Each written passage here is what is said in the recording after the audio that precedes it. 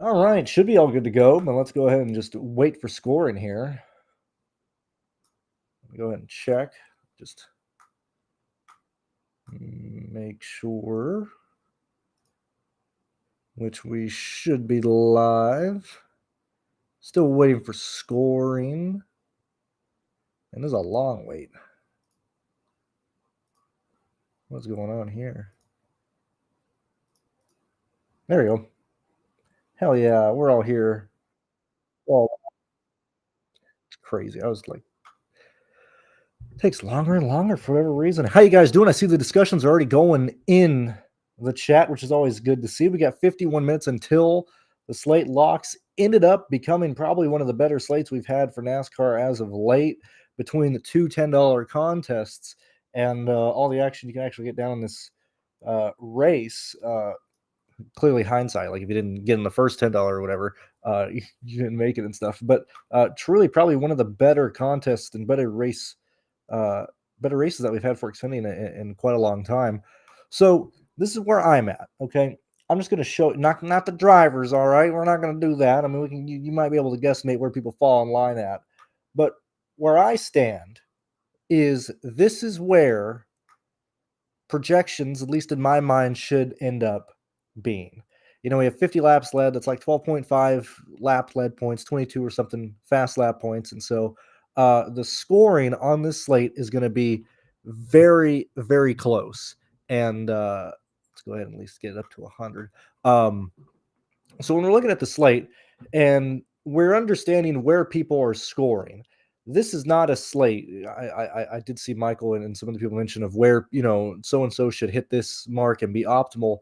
That is not the case in this slate. This is not a value slate. This is not a you hit, you know, a 5-2 and you're automatically viable. This is a raw points slate. So salary doesn't matter. The point per dollar doesn't matter. At the end of a race, I mean, clearly we can kind of, you know, guesstimate that, you know, SVG would be the odds-on favorite to be the highest scoring driver in the situation. But you could very easily replace him with a lap leader that takes over from him, whether it be Gibbs or Larson. If Larson is in this race, I just went blank. Don't even remember. Larson is not. Yeah, he is. Those would be like your main three lap leaders. But when it comes down to like, hey man, you know, what if Justin Allgaier scores 39 points today? Well, more than likely, based on the builds, could probably get there scoring 39 points.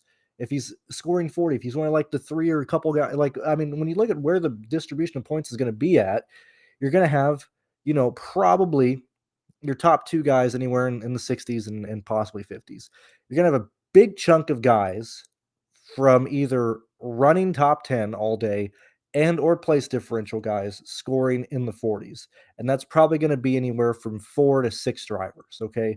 And those drivers could very end up being people like Austin Hill, Riley Herbst, Justin Allgaier, Sheldon Creed, people in that category.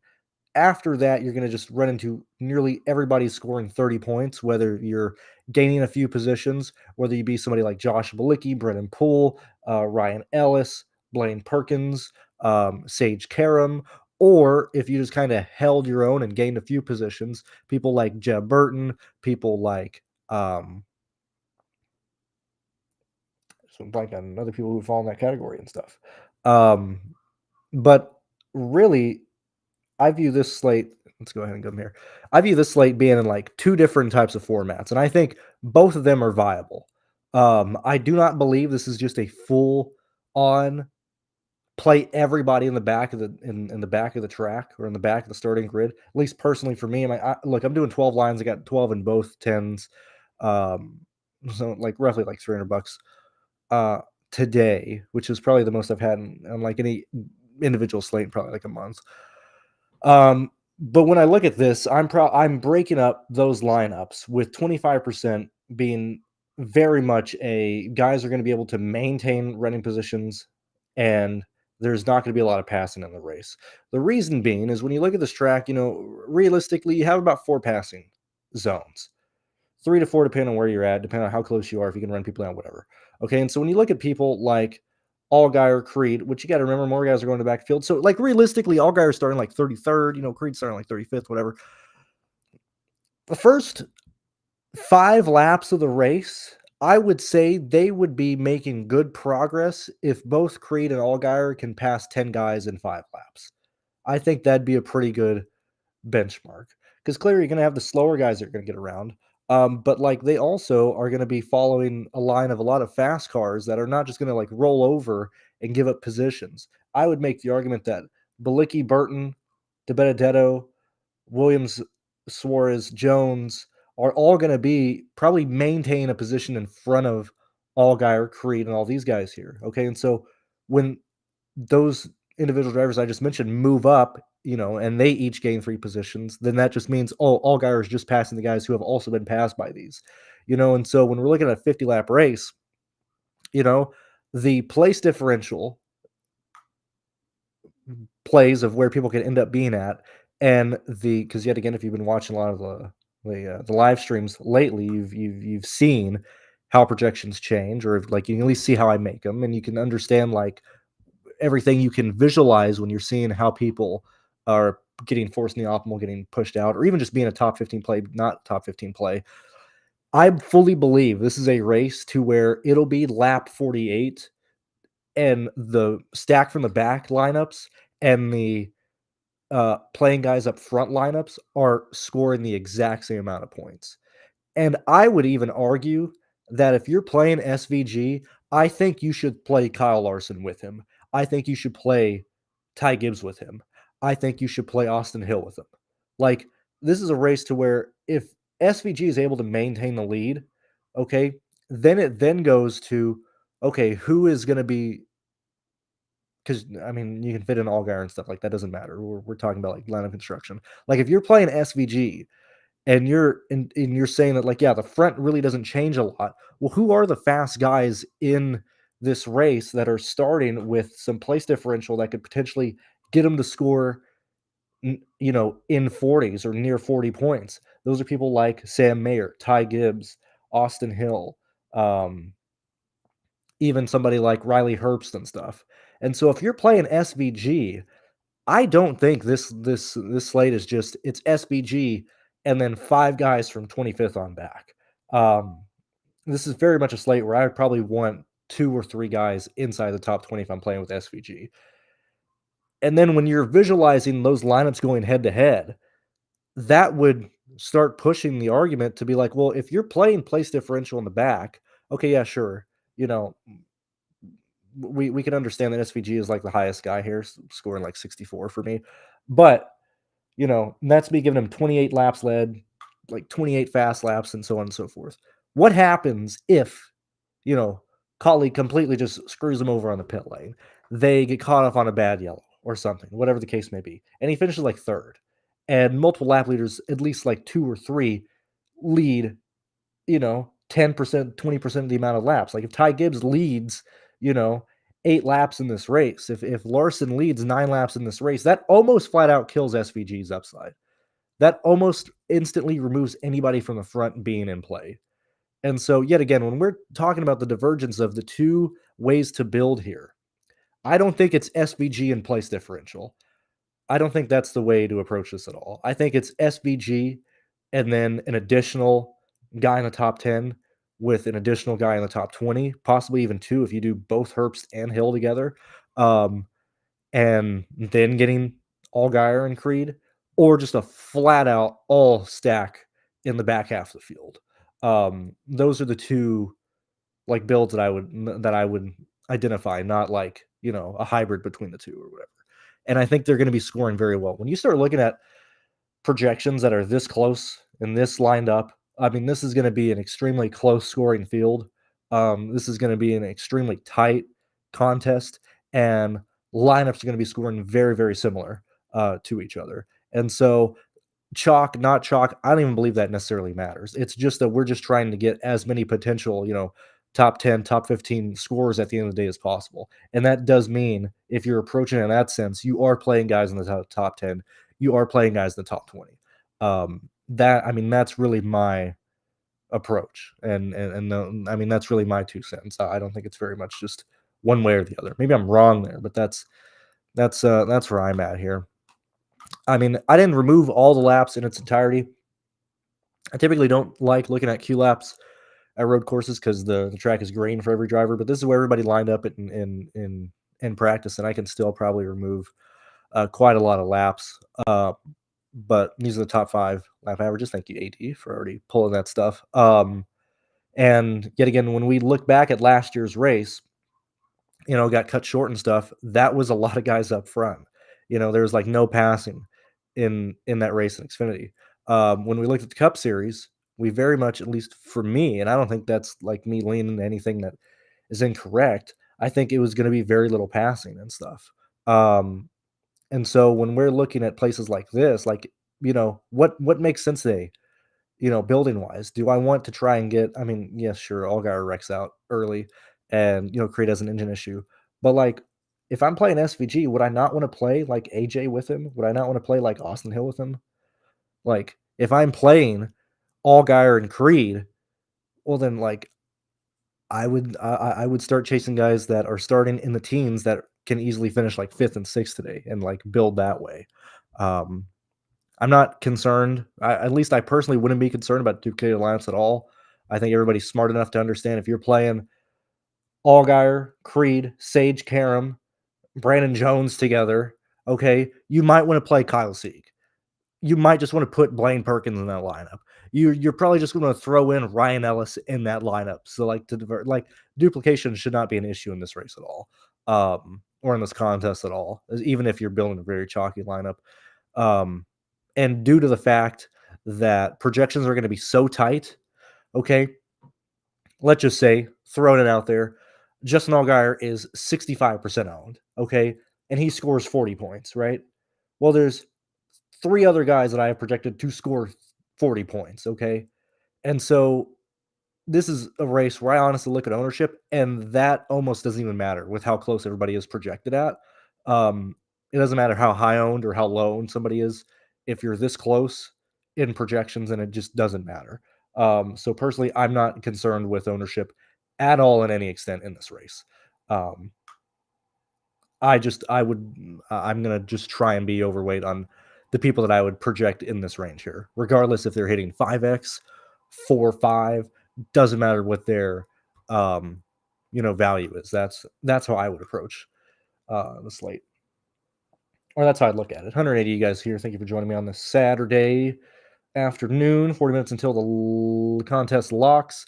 Be here for like another probably 10-15 minutes or so if you guys have any like burning desire questions or whatever. But that's that's mainly where we're at, or where I'm at. Let me see what you guys are chatting about or saying, and so on and so forth.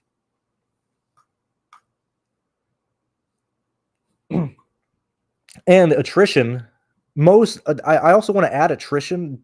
The people who are at the highest chance of being taken out in the wrecks are the fast guys going through the field. Okay, so if this is an attrition race, and if you believe it's an attrition race, you should play this like Daytona. And that means you do not play the guys who are high owned. Okay.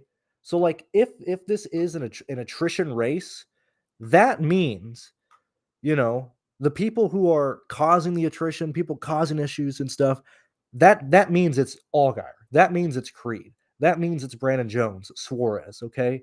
Because they're the ones that'll be going through the field, passing the most amount of cars, putting themselves in the most amount of danger.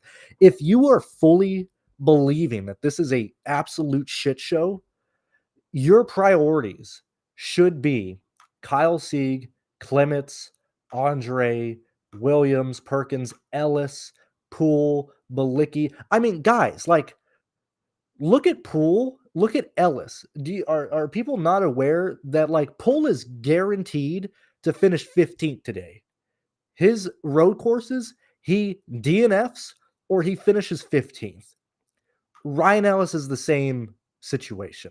Blaine Perkins is the exact same situation. So if you fully believe that this is an attrition race, you should be playing the guys in this range here. That is probably my only other 2 cents. So like, I don't know, that's where I'm at if you think it's attrition based. Um, I don't even know why are we even mentioning Mozak? We're not playing Mozak from third. What's going on, K?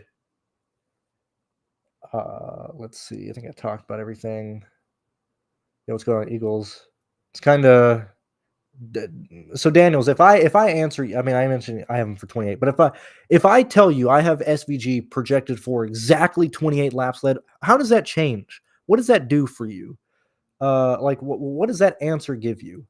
Um, because that's only 7 points.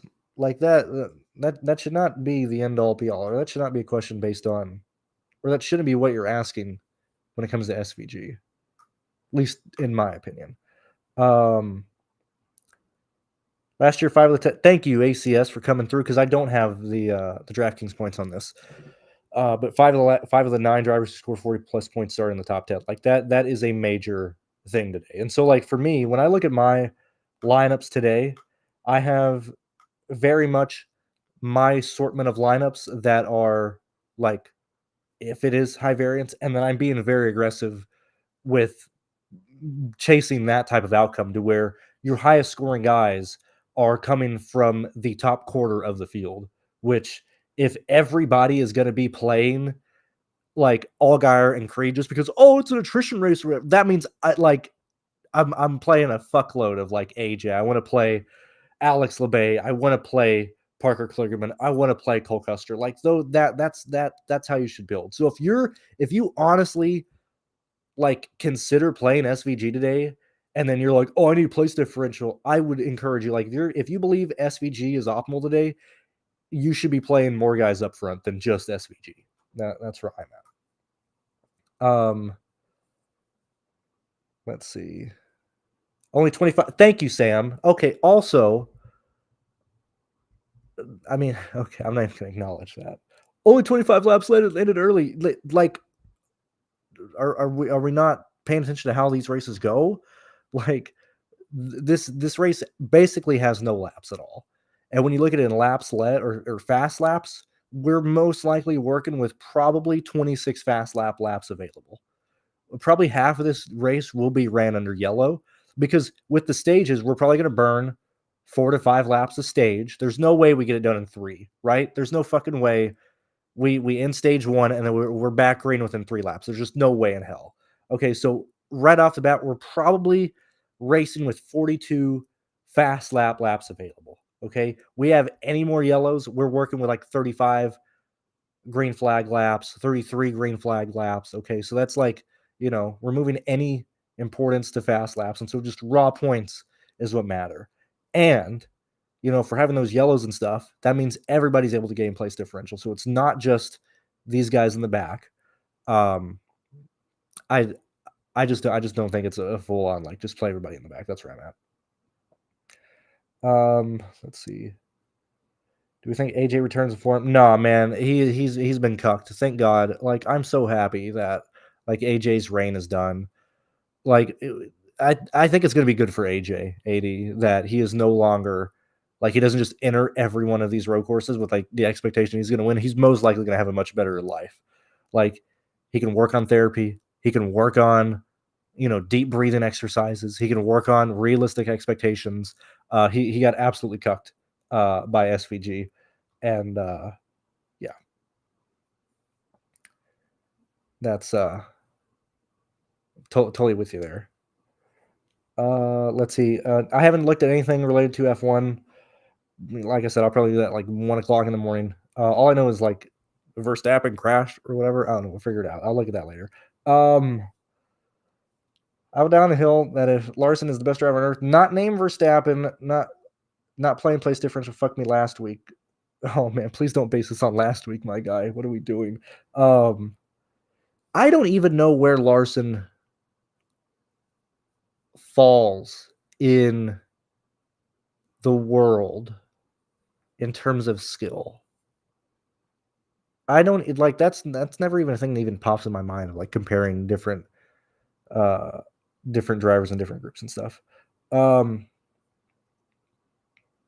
I will say, Jason, I would not play SVG, Larson, and Gibbs together. Like, guys, we went over this, 2 weeks ago or a week ago when we're looking at projections. Like, this is where you have to understand how the scoring works. Like, right off the bat, SVG starts with 45 points, right? Okay. That can go up or down depending on whatever he gets. Larson starts with 42 points, okay? Larson at 10-3 at like 42, whatever value that is, whatever the case it is. What you're chasing by playing guys up front is to try and land here.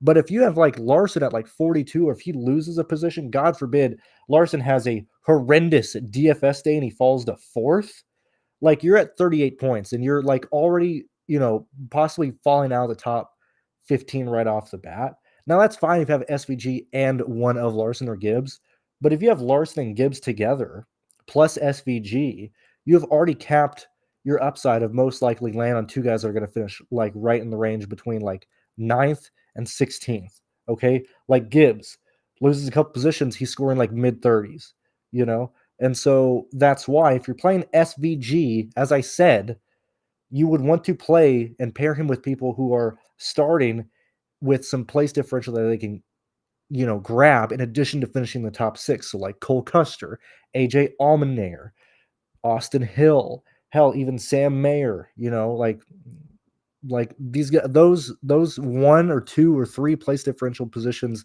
on top of finishing, in the top 10 is going to be huge, because like if you're like Austin Hill, and you gain, 4 positions on track, you go from having, 30 points from where you start to you're right at 40, like right off the bat, by just gaining 4 positions, and so like I would not play SVG, Larson, and Gibbs together due to that. But like you got to understand how the scoring system works.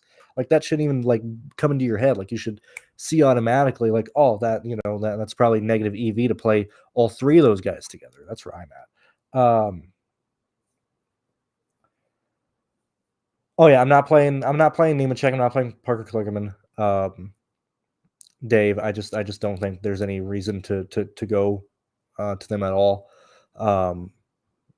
I would have them both expected to probably score like low 30s and stuff. Like they'll probably finish, similar to where they start, but you're just giving up so much by going with those guys because they're in the back to start the race off anyway. And then they're literally in the exact same spot as Justin Allgaier, and then they'll just follow him up there, and then Allgaier ends up outscoring him, and et cetera, like in that situation. If I was playing single entry, I'll tell you right now, if I was playing single entry today, I would play Sheldon Creed, Justin Allgaier, Jeremy Clements, Sage Karam for sure. Those would be like the 4 guys I'd probably play absolutely for sure. And then I would probably play 2 guys from the teens. That is probably what I would play in single entry today. And I could tell you right now, I would have at least a couple of those lines in GPPs because I think the optimal looks like that, especially if SVG runs into an issue in like any form or fashion. That's probably defaulting to the next type of build that would probably end up working. But that is where I'm at. And yet again, when we're looking at these contests and playing DFS and stuff, a lot of this does come down to, playing different from what the field does, not, getting different in slightly different directions.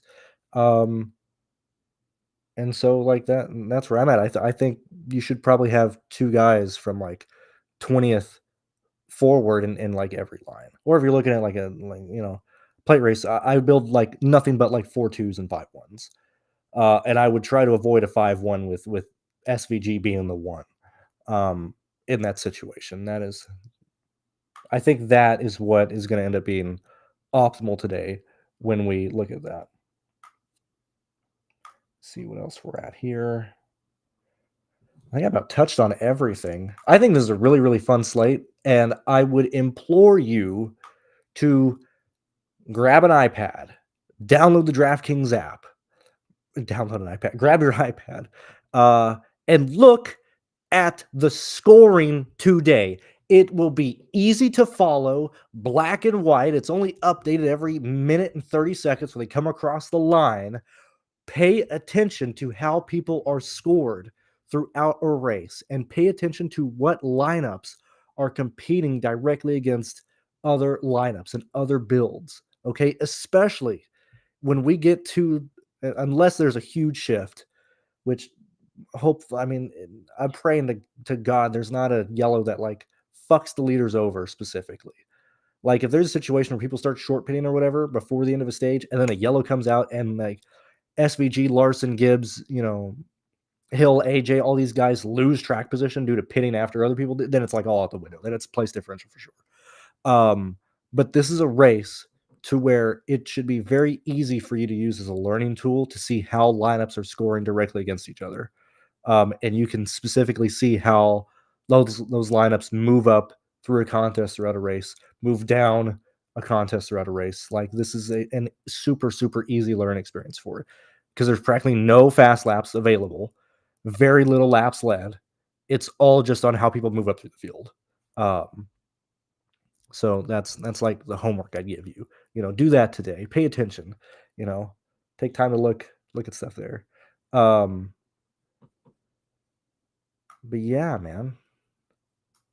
Like, why would I not want to play AJ? Why would I not want to play people like Austin Hill? Like, why would I not want to play people like Riley Herbst starting 20th? Like, I just don't think it's all placed different. I just don't think it's like all guys from like 28th on back. And I'm gonna argue that like I would probably not want to play a lot of Suarez today.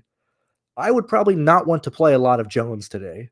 Like if you're wanting my opinion on people, like I think Jones and Suarez are pretty horrific plays. Like you'll need exposure to them because like every race, every road course. Let's just take a real fast gander at this for like Jones specifically.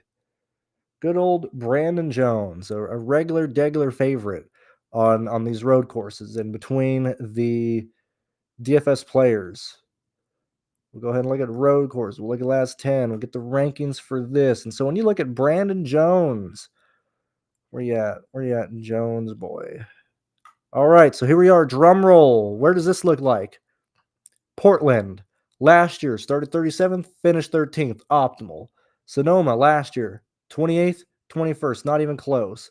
Last year, started 30th, finished 30th, not even close. 33rd, 10th, optimal. 25th, 21st, not. 24th, 11th, potentially pushing the boundary.